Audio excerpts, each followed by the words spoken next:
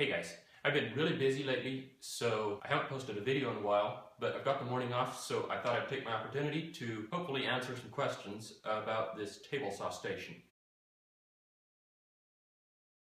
The frame here is made from cheap pine 1x4s. The horizontal pieces are 3 layers thick, the vertical pieces are 4 layers thick, and they're laminated together to form kind of like box joints on the corners. So this is cheap, makes a really strong frame, and it makes nice spots here and here to add drawers when I get to it. As you can see here on the end, I've got 2 of these frames, and they're spaced apart with a plywood panel in between. It looks like the table saw is sitting on this piece of plywood, but it's not.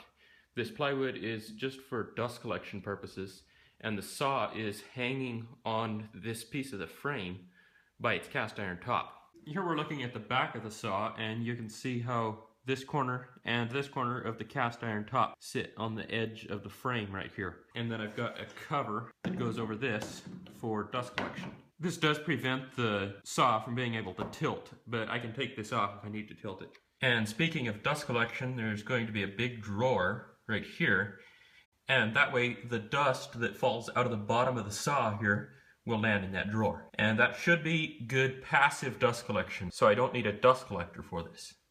The extension wings here are made from recycled kitchen countertop. It's 3/4 inch plywood with a plastic laminate on top, and it's just screwed down to the frame with some wood screws, and then underneath here there are some lag screws, and that way I can loosen the screw in the top, reach underneath with a wrench and turn the wrench to adjust the lag screw, and that way I can level these extension wings without removing the tabletop. In case you are wondering about dimensions, overall this table is 81 inches long, 32 inches deep.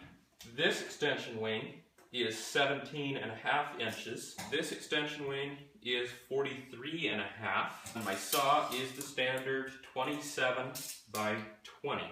And if you wonder about router bit position, it is about 10 3/4, and it's centered this way, so 16 inches. The table saw that I have mounted in here is a Craftsman 100 from sometime in the mid-60s. It's a contractor style saw with the motor hanging off the back and belt drive up to the blade. It is a very good saw. I'm very happy with it.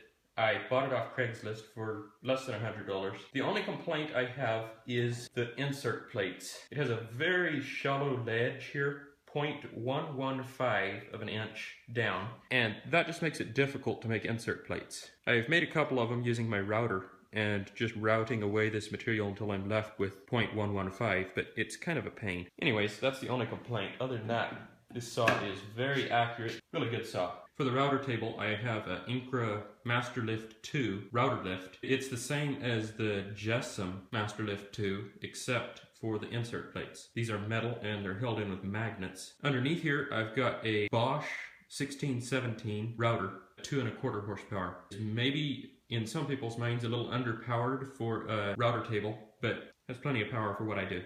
For a power switch for the table saw, I have one of these paddle switches. I believe it's a ShopFox brand. It's mounted on an old light switch box right behind here, and I put a piece of plywood to mount the switch to because the switch doesn't directly bolt into a light switch box, but it works good. For the router table switch, I also have one of these paddle switches. And under the table back here, I've got a power outlet, and when I turn on that switch, it turns on the upper plug on this power outlet, which I have my router plugged into. Right beside this switch, you'll notice I have an old light switch, and it powers the lower plug right below where the router plugs in. If I ever want to put a dust collection system on this table saw, I'll use this switch to turn on the dust collector. And of course, I also have my table saw fence and router table fence. If you have not seen the videos about these, I'll leave a link to all the videos I made about these in the description below. Well, thanks for watching. Hope you enjoyed it, and I'll see you on the next video.